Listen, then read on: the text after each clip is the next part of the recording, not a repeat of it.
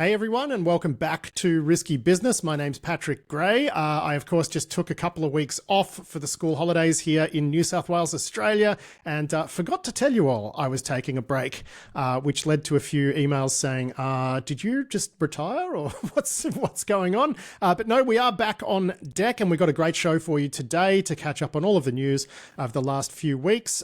This week's edition of the show is brought to you by Panther, and in this week's sponsor interview, I'm joined by Panther Casey Hill, and we're going to be talking about the future of SIEM, really, because SIEMs are not really about firewall logs these days. We're talking high volume log sources and things like that, huge volumes of data. The SIEMs of the future are going to have to deal with that, so Casey's joining us to talk through all of that. But first up, of course, it's time for a check of the week's news with Adam Boileau. Hello, Adam. Hello, Pat. It's nice to have you back. It's good to be back, but I must say I had a wonderful break. Took the family to Brisbane, which is a terrific city. Did some camping as well out in the wilderness, swimming in beautiful rivers, and it was very good. But not thinking about computers. That's the I managed it. I actually managed it. But it is good to be back, and we do have, of course, after any break, we've got a pile of stuff to get through. Let's start with this Salt Typhoon story. It looks like some Chinese APT actors managed to gain access into at least some components of some American telco like Kalia interception rigs. The reaction on social media seems to be, they must have been using this stuff to do wiretaps on Americans. But if you actually parse the reporting carefully, it looks like the chief concern here is that they would have been able to identify who, like the FBI, might have been wiretapping. So from a sort of counterintelligence perspective, that's what the Chinese might have been up to, as opposed to trying to, task wiretaps on people. Is that your reading as well? Yeah, that seems to make sense. The the early reporting talked about 3 telcos. I think it was AT&T, Verizon, and Lumen. But subsequent reporting has talked about 10 to 12.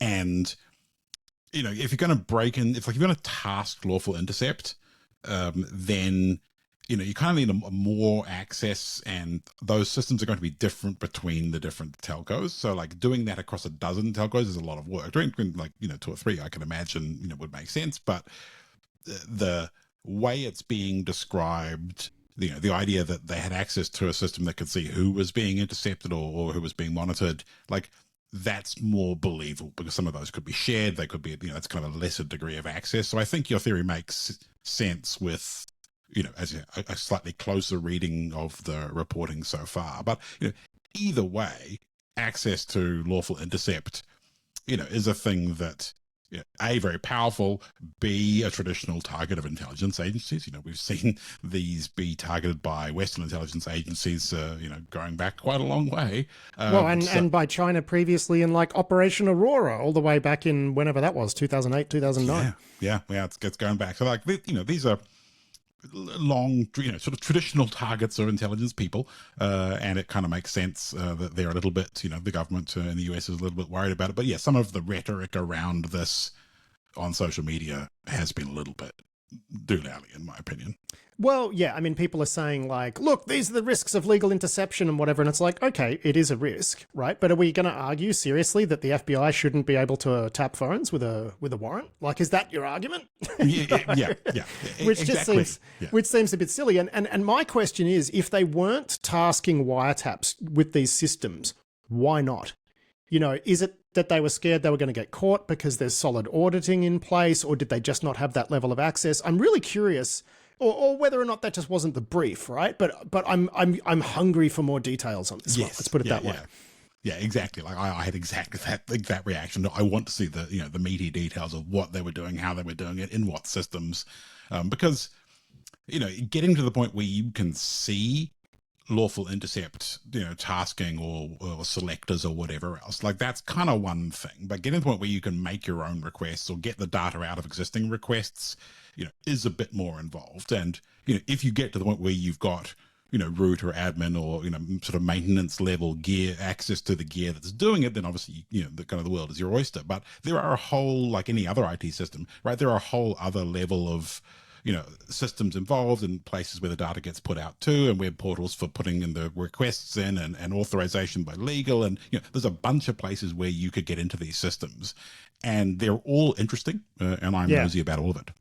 Well, I feel like maybe they got access to the portals where people submit the paperwork, the warrants, right? Like that's what this feels like based on the reporting, but ultimately we don't know. I should also point out too that it's not just American telcos. No other countries have come forward to sort of acknowledge that their telcos had these problems, but they have said it's not just America. But they're the ones talking about it right now, which is a positive. This does raise questions about sort of lawful intercept against other technologies. Say WhatsApp were to provide some sort of, Kalia-like, intercept capability to intelligence and law enforcement. We could see attacks against that sort of infrastructure.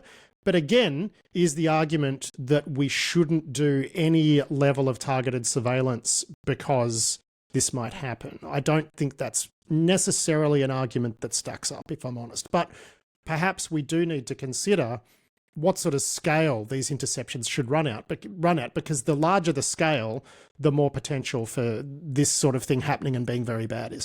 Yeah, the bigger the collection, the more kind of collateral damage there can be. And I think, you're right to say, this is not just telcos anymore. Like this particular case might be, we don't know.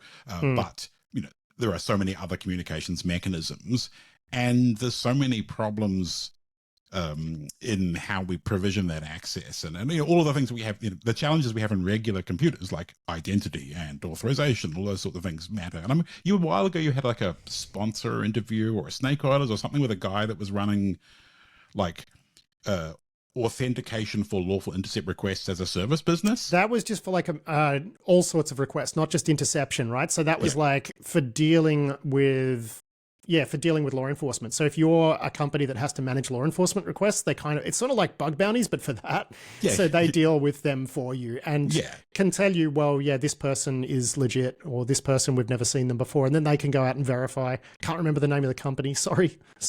One-time sponsor, but that was very interesting. Yeah, exactly. And that's the sort of, those sort of problems exist in this infrastructure. And that's kind of regardless of how we position lawful intercept as a thing that is good for society or not. Like those problems are still going to exist regardless of how we try and solve those trade-offs. And then the other kind of part of this argument against it is like, if we're talking about national intelligence agencies here, the Chinese going after Americans or whoever else, the idea that not having this infrastructure would make them decide not to then go and use it. Like if you can break into the gear underneath, it doesn't matter if there's lawful intercept or not. You just do your own intercept. To do your own intercept, right? Just a few more hops, right? Yeah. I just looked it up, by the way, and the company's name is Codex. But at this point, Adam, we're going to have to move on from this quickly. But I did want to ask you to share with the class, because one of my favorite war stories from your days as a penetration tester was when you actually did some testing on an interception system, which was very well set up, and you still got it in the end. And I want you to tell the class how you got it, because this is a story that back then, when it was more recent, had to be told quietly, usually after we had you at a conference and filled enough beer into you, right? Like I could poke you and get you to tell the story because it's a great one. But if you would share with the class, I sure would appreciate it, because it's been long enough now. It's been a long time. So I was tasked with lawful intercept. Well, actually, to be fair, I was tasked with breaking into important bits of some telco infrastructure, and lawful intercept seemed like the right thing to go for. So I went for lawful intercept, got there, without too much drama, wrote it up in the report, shipped it off. Turned out that I had got the test lawful intercept system, which I thought was production, and I was embarrassed, and they all were like, you didn't get what you said you did, son, blah, blah, blah, talk down to me a little bit. And so I had a bee in my bonnet about getting to production lawful intercept the next time against that same target. And this involved me breaking into the camera systems for all their data centers so I could see inside the physical data centers, try and find the racks, try and find the actual equipment that I wanted to get to, because this stuff was behind biometric auth in dedicated rooms with like really robust controls. And eventually, after I had compromised all the desktops of the system, of the people that loaded up the warrants, etc., I learnt like I found all their process documents. I figured out how they did it, and it involved like getting a laptop out of a safe and signing out the crypto keys and 2-man rule and all sorts of like in a secured room. They had really done it well. And so I was frustrated. Eventually I got there by finding like the data center design documentation, and I found the documentation for how they did the physical install of the gear in the racks. And it included top of rack management with serial consoles. And it turned out that as a standard rule, they plugged in the serial consoles to these top of rack management units. And I went and looked at the cameras and I could see the cables. So you basically wound up jumping an air gap over serial. I jumped the air gap via a serial connection using creds that I had stolen from the desktops of the people that used the gear but didn't have access without going through all these hoops. And I got there in the end on the console, root access to production lawful intercept. And at that point, it took me a long time. Like but it was a matter of like you having a bee in your bonnet and something to prove. Well, exactly. It may be a character flaw that proving someone that I can do it was the thing that motivated me for like whatever it was, 9-10 weeks of fairly robust hacking, to be honest. Yeah. But I got there in the end. Probably went a little bit overboard on that one, but just such a good story that I'm happy you can now share with class. So that's good. All right, we should move on to other stories because we've got a lot to get through this week. The Internet Archive had a data breach impacting some 30 million plus users, and then they're getting DDoSed. It looks like it's a group of Russians who are claiming to be motivated by the Palestinian cause. And my first question, because I did drop into Slack briefly when this was going on, and I'm like, what are you going to do with this data? I can't imagine that it's that sensitive. And you pointed out, well, it's just a really good corpus of passwords. But aren't they like decrypted? Yeah, they're pretty well hashed. So it probably isn't the world's most useful password corpus, but 31 million, like you're still going to get enough that fall out, even at bcrypt speeds, to be useful for something. But what are bcrypt speeds these days? Because it used to be just non-viable, like not that long ago. Like dictionary is viable, but like not huge dictionary, but like, so like in the thousands a second, I think. But there's a bunch of settings depending on how you configure your bcrypt. But like it's viable for dictionary words, but not much beyond that. And this has been loaded up into Have Pwn, so a bunch of people have got notifications. But overall, I feel like going after the Internet Archive is just puppy kicking. It's rude. Leave them alone. Yeah, I mean it is like what but they're like, it's American and the Americans support the Israelis, so down with the Internet Archive. It's like, okay, right. This seems like one of those reverse engineered justifications after they found Shell, right? Yeah, it does. It does. And just, because the Internet Archive does so much really good work, and I feel bad for them having to deal with this kind of BS. But hey, it's the internet that we live in. That's just how it be, right? It is. And also, just a funny note, the BBC, in just one paragraph in like a news brief, accidentally reported that the hackers were called Have I Been Pwned? And we're publishing like, it was just so funny. So Troy's like, bad man. Do I know anyone at BBC who can take care of this? I'm sure it's sorted out like by now, or very much on the way to being sorted out. Another thing I wanted to talk about today is Microsoft's latest big threat report. Huge document, 100+ pages. Some interesting stuff in it. There's always interesting stuff in these big Microsoft reports. One of the most interesting things, and that's what Catalan really zeroed in on for his coverage with us, was the fact that China and Russia are increasingly relying on criminal tools and criminals themselves to get stuff done. So I do think that's a very interesting trend because, that wasn't always clear. And it didn't really look like it was happening, I don't know, necessarily all that much, but it's becoming clearer and clearer that this is becoming a strategy, which is interesting because, we're used to it going the other way, right? Which is early sort of cyber capabilities are cobbled together from odds and ends, including criminals and whatever. China did this famously with their nationalist hackers 20 years ago. But now it looks like they're sort of moving back in that direction. So that's interesting. The other thing, though, now this is really weird because they've done a terrible job on their ransomware section. Terrible. So what they've done is they've argued that successful encryption in ransomware attacks is down, but ransomware encounters are up by 2.75x. But, the ones that actually successfully deploy encryption, very, very low. Now, the problem I've got is they've said that there's been a 3-fold decrease in ransom attacks reaching encryption stage. How do you decrease something by 3-fold? Does that mean it starts at 100 and then winds up at minus 200? Are ransomware actors going around and unransoming people? How does this work, right? And then they've got a chart crime in here where one axis, one y-axis is the absolute number of organizations having these ransomware encounters. And the right-hand y-axis is the percentage of organizations ransomed. The highest record, it goes from 0 to 100, but the highest level looks like it's about 3%. So you can't really tell anything from that chart. Like, it's a mess. And, AJ Vicens, by the way, congratulations to him, because he's moving on from CyberScoop and he's got a job at Reuters. And I know AJ, and he's a great journo, and that's fantastic news, mate. Well done. But, he had to write in his deck for CyberScoop's coverage on this that they're down by 300%. Like, what does that mean? Tell me. That's a very good question. And like, I started reading the doc because, you posted that graph in Slack, and I was curious as well. And like, it's a great doc, but it's so dense, right? There's so many things to read in there, and trying to figure out exactly what they mean by, because they've got a call out for a 3-fold decrease, but trying to get to the bottom of what that actually means, what they're trying to say. Is that in absolute numbers? Difficult. Is that in percentages? And what does 3-fold mean? Yes. Does it mean it's reduced by 2/3 or by minus 300%, which is what I'm just so confused, Adam. You'd expect a bit better, wouldn't you?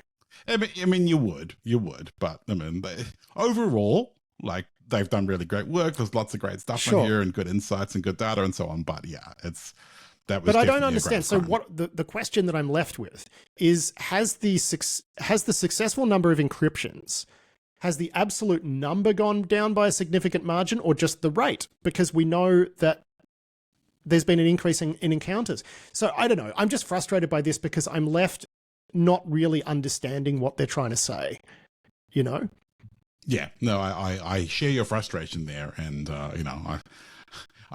we have a long history in this industry of bad stats and bad numbers and bad decision making, and you can just make up anything and put it on the slide and it'll be fine. Well, I'm sure it's rooted in something. They just haven't expressed it well. Among our customers, Microsoft observed a 2.75x increase year over year in human-operated ransomware-linked encounters, defined as having at least one device targeted for a ransomware attack in a network.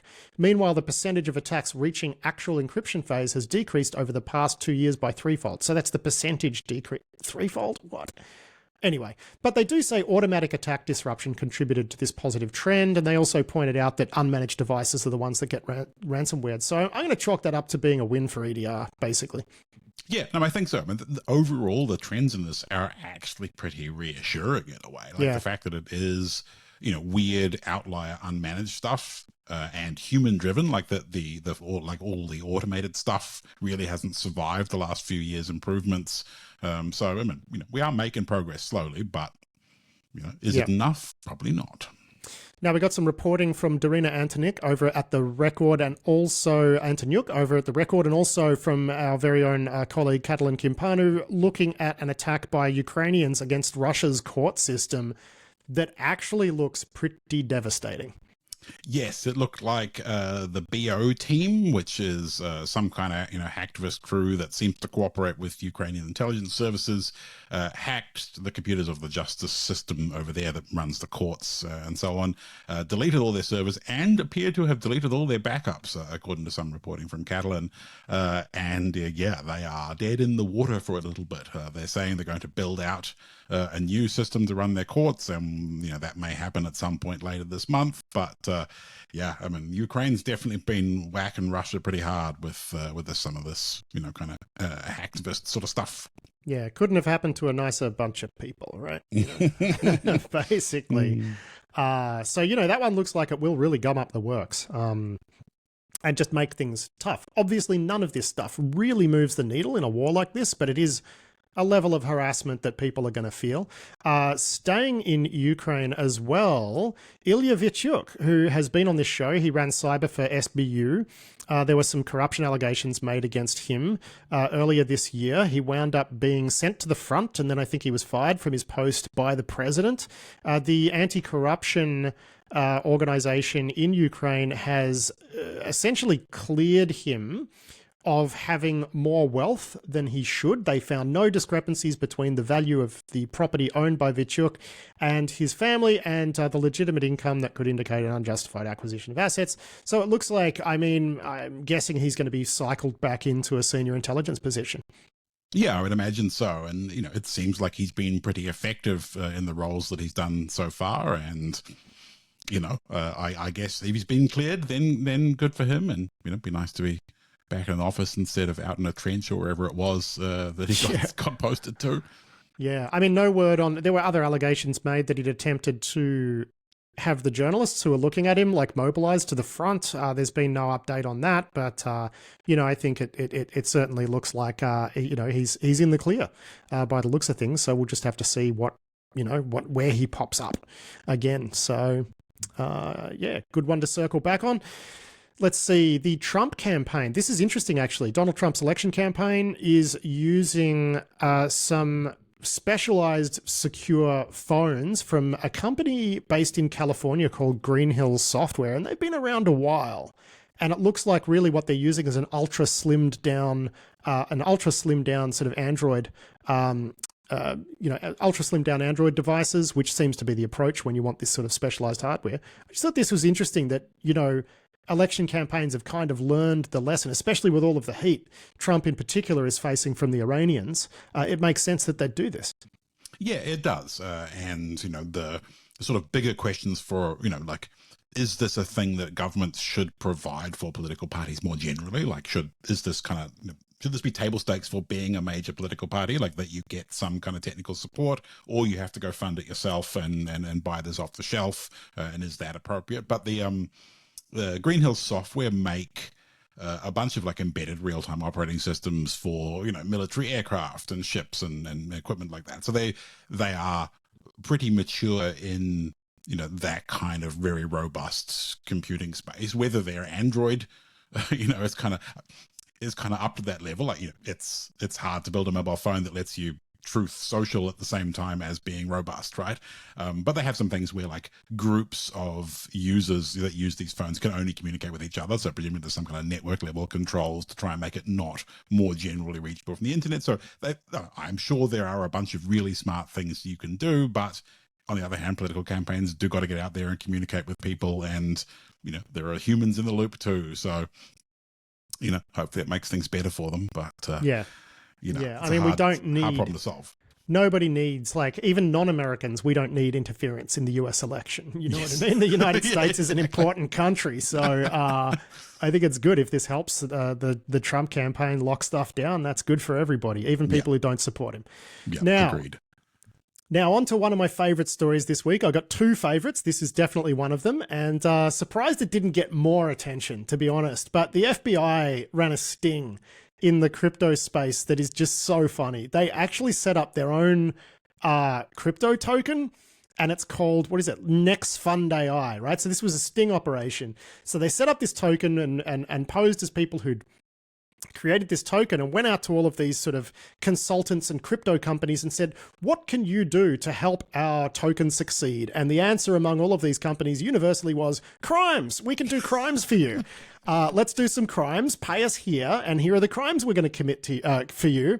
And they committed the crimes and like did a bunch of wash trading and market manipulation on these FBI crypto tokens, and now they've all been indicted. It's so funny. It is a beautiful thing. It is. It really is. And the United States, like DOJ, put out the details of the indictment or whatever, and there's like meme pictures of Pepe pumping it up in there from their internal chat from some of the companies that were doing these pump and dumps. So it's very hard to look at a thing like this and not feel like the entire crypto ecosystem is just one big crime scam. Like, if you are struggling at this point to find a legitimate use for cryptocurrency anywhere, I think, and the fact that anyone who provides any services around it in the end is just going to be doing crimes. I'm happy for some people to get their comeuppance. So it is hard to find. Good job. It is hard to find legitimate uses. It really is. Ones that matter, Yeah. I mean, even for international remittance, that's so easy these days. I mean, we're an Australia-based company that has US-based customers with employees in Australia, New Zealand, and Romania. And it's not a problem, right? It would cost me more to send this money via crypto than it does through, normal fiat services. So, yeah, anyway. That's just how it is. Okay, now we're into the enterprise crapware part of the discussion. Talk to me about the criticals in Fortinet products that are everywhere, the criticals in Palo Alto, the comedy bugs in a Palo Alto product called Expedition, and also what's going on with Ivanti. Let's just combine this into one globule of horror. Horrific fail, yes. So there are, I think, 4 bugs in Fortinet products that are on the CyberSecurity list now, as of the most recent update to that. Some of the bugs are funny, of course. One of them is like a straight up format string in the management service, which is a beautiful, just, what year is it that there are exploitable format string bugs? So that's a good time. There's a write-up we've linked through to from Watchtower Labs, which is a very sassy write-up of them reverse engineering one of these bugs so that they can implement detection for it in their products. And they talk through all of the just deep comedy involved in looking in the gubbins of Fortinet products. The Palo Alto one, though, I had missed this one and you linked it to me after you got back. You were meant to be on holiday and not looking at computers, but anyway, you linked this one to me. I can't believe you missed this one, man, because it was so funny. It was just what was it? It was you can whack a cron job into a GET request and just fire. And it was a set of bugs in a product called Palo Alto Expedition, which no one has ever heard of, which is their tool for migrating other vendors' firewalls to Palo Alto. So it's a web app that you install on some, Linux VM or whatever, and then you log into it, give it creds for all of your old devices and your new Palos, and it migrates configs across for you. And if you were silly enough to put this on the internet, which some people are, then it was comedy bugs all the way down. There was a thing where you could unorthed reset the password to Palo Alto, and then from there bootstrap your way up with a cron job for command exec and some SQL injection and steal creds and clear text passwords for the devices that you are going to migrate. So if you have this thing on the internet and you've used it, people can just compromise all of your other devices. And according to Showdown, at least 23 people have put this thing on the internet. So bad news bears for them. Yeah, I mean, you say on the internet, sure, but I mean, even internally. Oh, yeah. I mean, you want some persistence?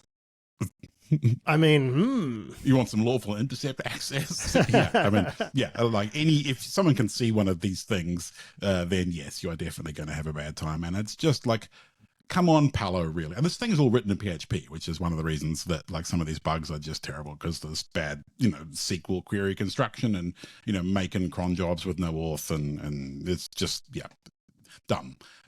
So bad Palo, no biscuit. Yeah, and more Ivanti drama as well. And yet more Ivanti dramas. So yeah, I think maybe Ivanti was one that had 4 entries on CyberSecurity rather than Fortinet. But either way, bad times if you have that on the outside of your network. But by this point, if you have an Ivanti cloud service, whatever it's called, cloud service manager, you must be used to either patching it or doing incident response by now. And either way, you must be pretty polished at both. So as a glass half full. I mean, think about what Ivanti is doing for the state of the art in incident response. Got to think about that. Plus the state of the wallets of all of the incident responders. So yeah, good job. Thanks, Ivanti. All my incident response pals chuckling it up all the way to the bank. Now, I mentioned that I had 2 favorite stories this week. This is my other favorite, where this person's written it up. He claims to be a guy called Daniel who's 15 years old. Obviously, I haven't reached out to confirm this, but we'll just take it on faith that this is a 15-year-old bug hunter. Does a bit of bug hunting in his spare time. And he found this bug in Zendesk, which would allow you to sort of extract tickets, right? and because they weren't doing validation, the correct amount of email validation and whatnot, right? So he reports it to him, and they're like, yeah, go away. This is out of scope. We don't care. So then he figures out how to turn this bug into like access to a company's Slack, and then starts reporting it to those end users of Zendesk. And he makes like 50 grand in bounties. And at this point, that's when Zendesk through HackerOne circle back, and they're like, well, hey, maybe you just want to stop, talking about this and stop doing these things. And eventually they patched it. They didn't give him a bounty because he took it like he violated HackerOne's confidentiality, even though they weren't going to patch it in the first place. Anyway, the whole thing, just as a story, is hilarious. End result, though, is this kid gets 50K. Zendesk look like idiots because they kind of blew him off when they shouldn't have.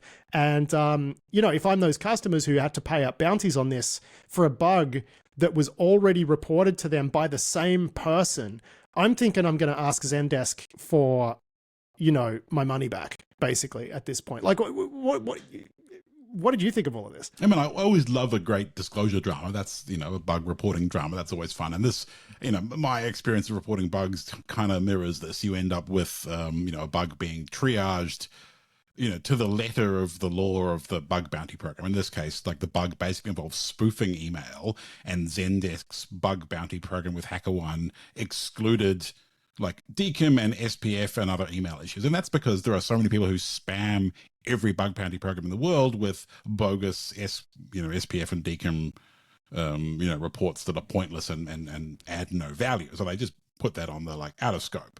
But in this case, you should have looked at this bug and triaged it a little more sensibly, in my opinion. So, in that respect. Well, my favorite part is where the HackerOne people came back and they're like, but you didn't tell us you could use it to do, for like Slack takeover. It's like, well, use your imaginations. Yeah, and I mean, that's kind of what you're paying HackerOne for, is to be able to make sensible triage choices. And I have a lot of sympathy with people who do bug bounty triage for HackerOne and other places like that. Because it's hard to do at scale, right? Which is why that whole industry exists in the first place. So, I mean, I'm not going to sit here and say, oh, that person doing triage was terrible and whatever. Because it happens, like as you point out, but still, like this, we can still chalk this one up as a miss. Yes, yeah, exactly. And I think maybe they could have given the kid a little bit more money rather than just saying $0. Yeah, they took their bat and ball and went home in a huff, basically, which, not exactly classy. But, if you're one of the Zendesk customers who paid a bounty to this kid, I'd be asking for some free licensing in the equivalent value to what you paid out on this, because that's, come on. Yeah, agreed. Now, I don't know if this is disclosure drama, just some stuff that got mixed up, lost in translation or whatever.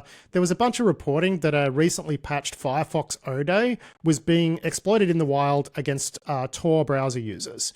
And that's how the reporting went. Grok even had a good joke about it, which is like, well, if you got Ode in Firefox, who else are you going to use it against, right? So that was good. But, and I think this came from the Tor project itself saying that, this bug could be used in that way. I don't know where the miscommunication started, but that's what all the reporting was. And in the end, Tor's come out and said, oh, we've got actually no evidence that it was reported in the wild. And Mozilla's come out and said no.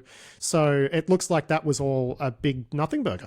Yeah, like Mozilla said they had seen it being exploited in the wild, but not specifically against Tor browser. And then at some point wires got crossed and that got, kind of claimed that it was against Tor browser after all. I think maybe by the Tails people, which are part of Tor project these days.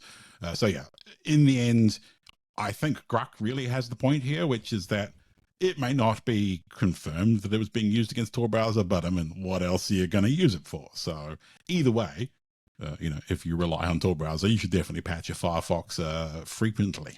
Yeah, indeed. Now, we got a report here from Dan Gooden at Ars about some malware that looks like it's designed to hop air gaps. It's being attributed to Russia. Yeah, this was for some research from ESET, following up on a piece of malware that was, I think, originally written by Kaspersky.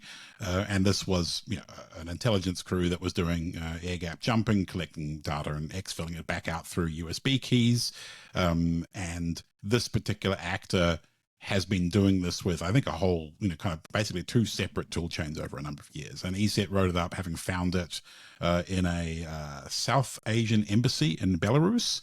And, the malware itself, the actual air gap jumping part of it, like the USB infection, is, if it's one of those, it's not dumb if it works, but it's kind of dumb. But the rest of the tooling all is pretty polished for doing what it needs to do, and it's always interesting to see a good write up of these. But I don't know, we haven't really seen it in widespread. Like, it's not a thing that most people need to worry about, because most people aren't worried about USB air gap jumping malware. But still, legit interesting to read the details. Yeah. And one more we got here from Krebs on security. Brian Krebs this is an interesting report, actually, because you and I have been talking about this before we got recording, and it's just proof that people will always find a way to monetize vulnerable systems, right? And he's got this report here where attackers are essentially reselling access to large language models. So they're taking over commercial LLMs and then reselling that access to people so they can have AI girlfriends that are like children and like bleh, bleh. But the interesting part for the purposes of our discussion here are that, if they can breach it, they'll monetize it, right? It reminds me of back in the day when people would get illicit access to telcos, and then they'd plug that access into a calling card system, and they'd sell calling cards.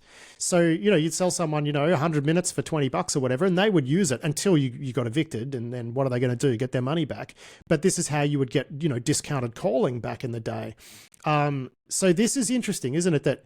That people are stealing access to LLMs. We see people steal compute for things like crypto mining, and now they're selling access to, compromised LLMs, and they're taking some of the safeguards off them to allow them to be used for this purpose. And, that's a whole new criminal cottage industry.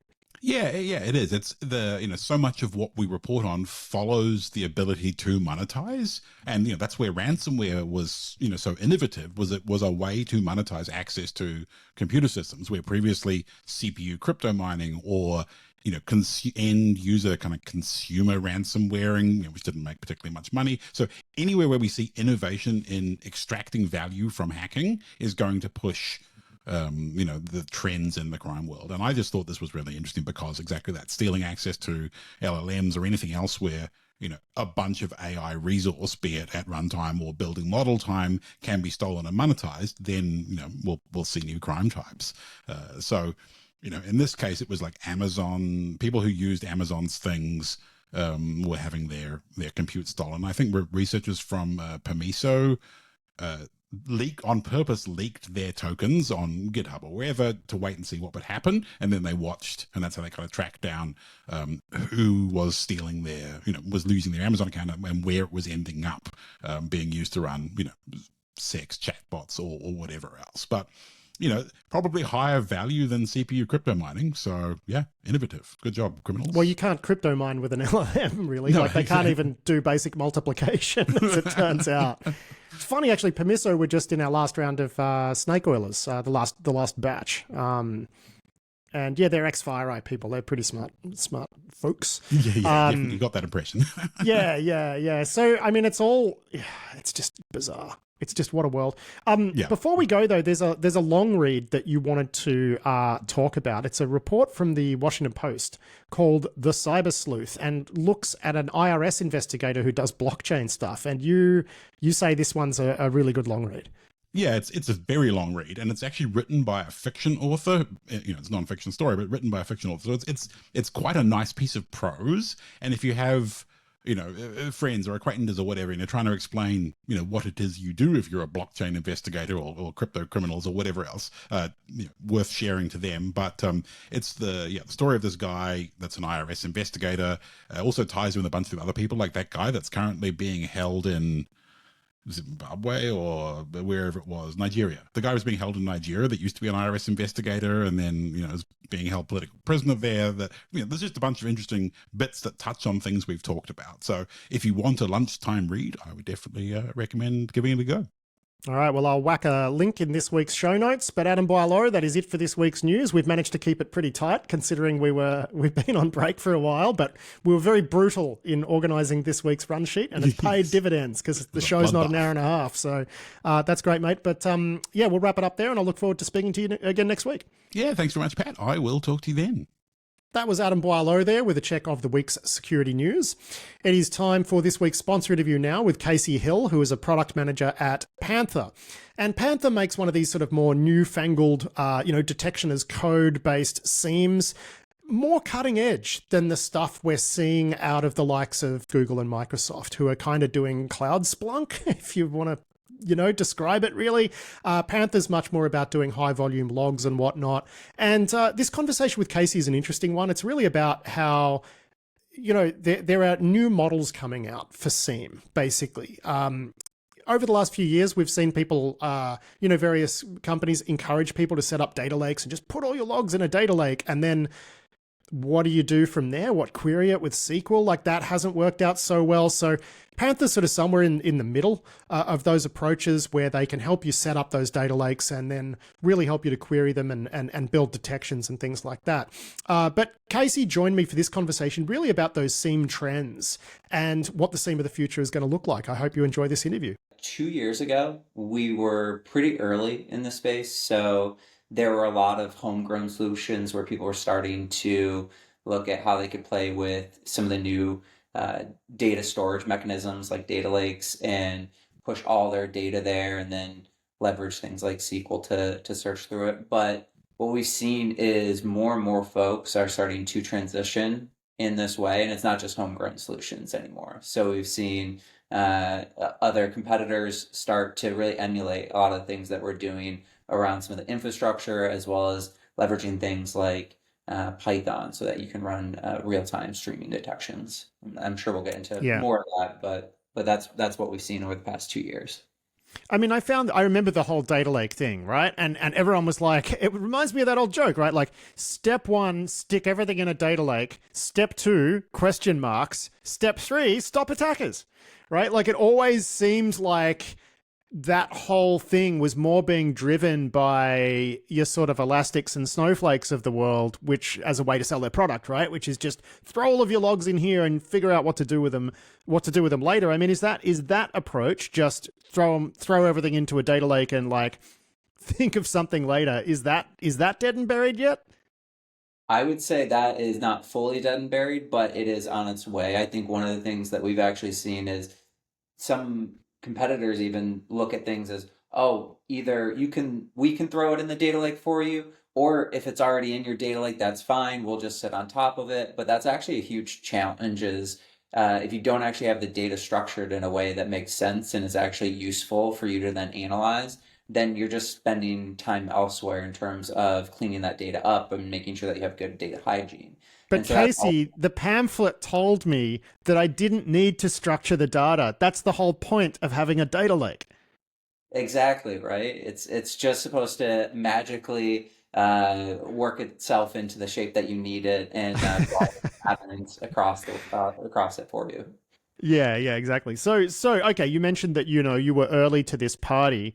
Others, are they taking a similar sort of approach now, which is it's about getting things into some sort of sensible form when they're stored, so that you can like run some standard queries and detections on it? I mean, I guess what I'm asking is there a bit of a consensus for what future SIEM should look like? Because for the last few years, it's kind of looked like backstory from Google and Sentinel from Microsoft.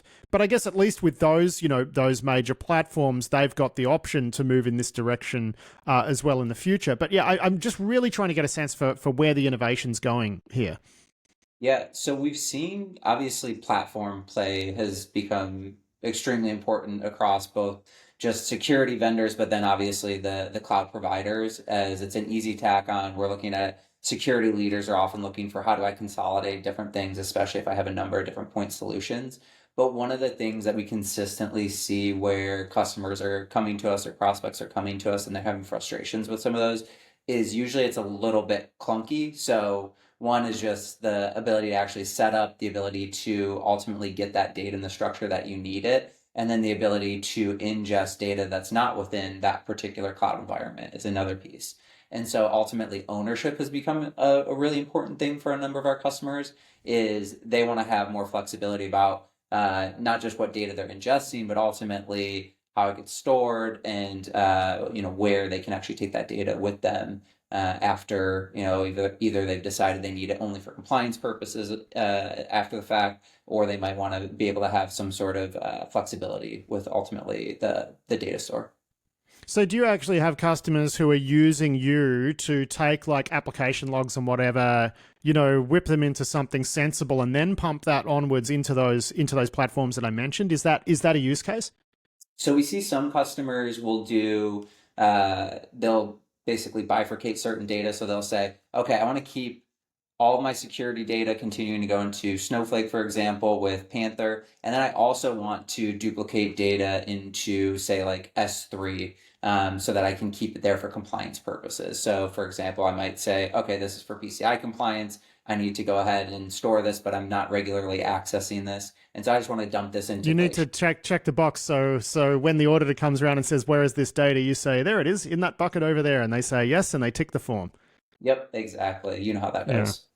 Yeah, I do. I guess what I was asking, though, is more whether or not people are using, stuff like Panther as a sort of hop point, right, between the application and some of these newer cloud SIEMs from the likes of Google and Microsoft. So we'll see not as much in terms of like if you're saying downstream consumption into like a Google Chronicle or a Microsoft Center.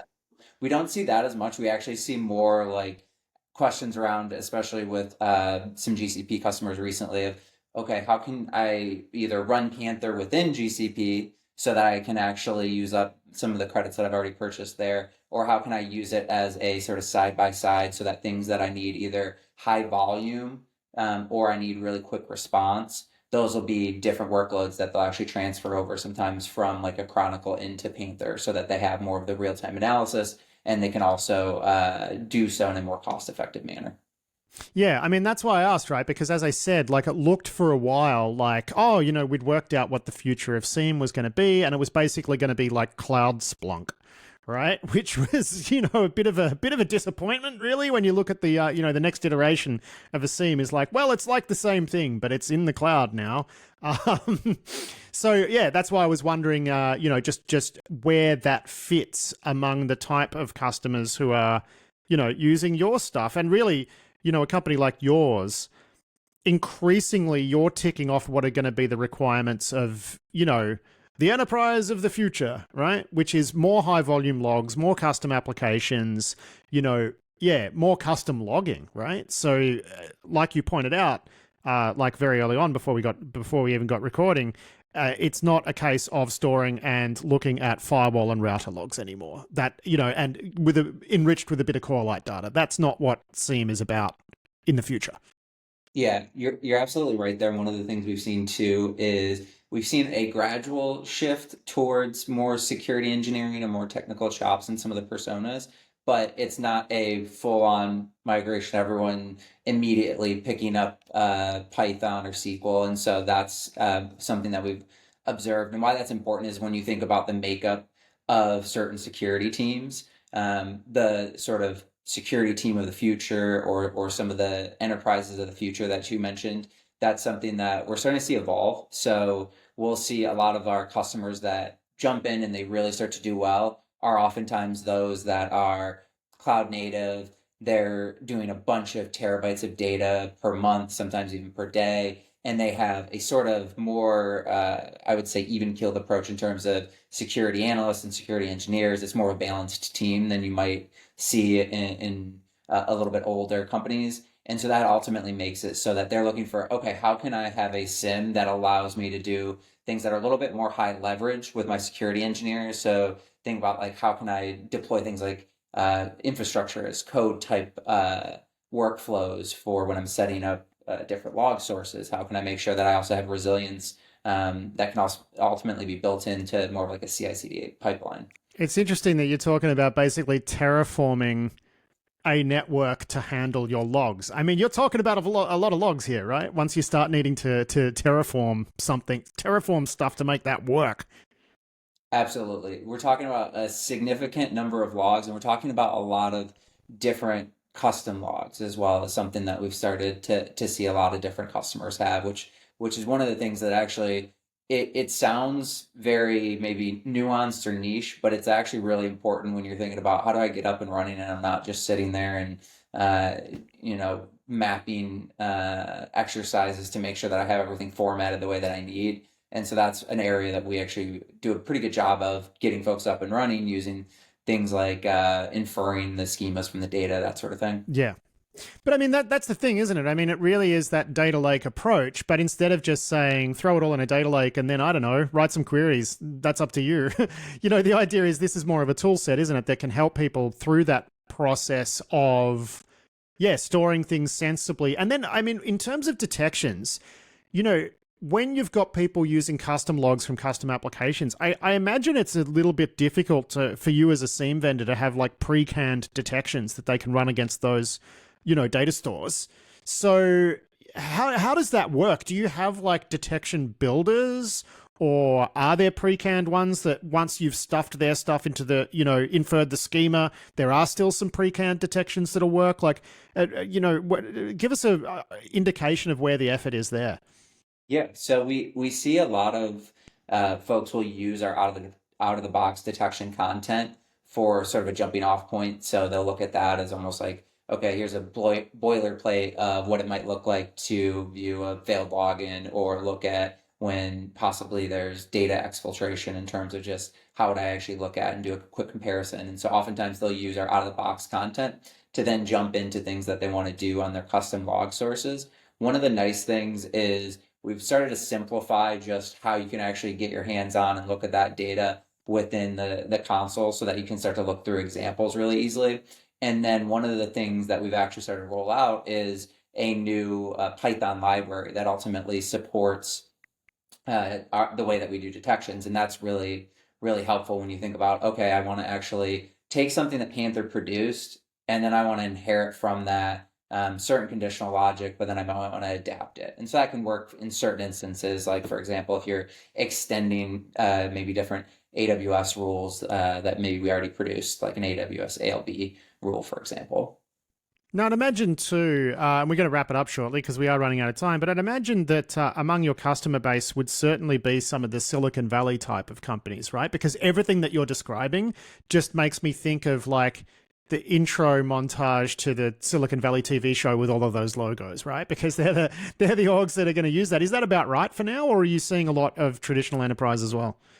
That is right in terms of a lot of the folks that onboarded with us early are still with us, and a lot of what we've seen in terms of growth is with that type of cohort. They're much more familiar with just kind of the actual infrastructure, and oftentimes they've actually gone down the route of, we tried a homegrown solution and we realized it's a lot harder than maybe we thought in order to sit there and maintain that level of data ingestion, let alone build out a bunch of different connectors. And then that's not even taking into account all the downstream, which, then you're looking at a lot of, okay, I need to both write my detections, but then I also want to make sure that we actually have the time and capacity to think about how do we quicken the pace of being able to resolve alerts once they happen.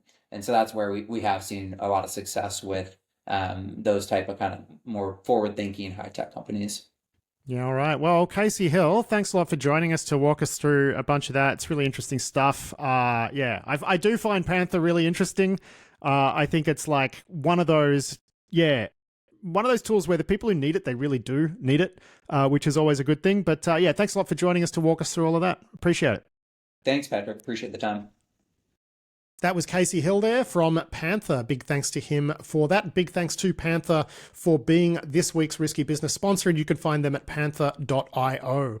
And that is it for this week's show. I do hope you enjoyed it. I'll be back on deck next week with Adam to do more Risky Business. But until then, I've been Patrick Gray. Thanks for listening.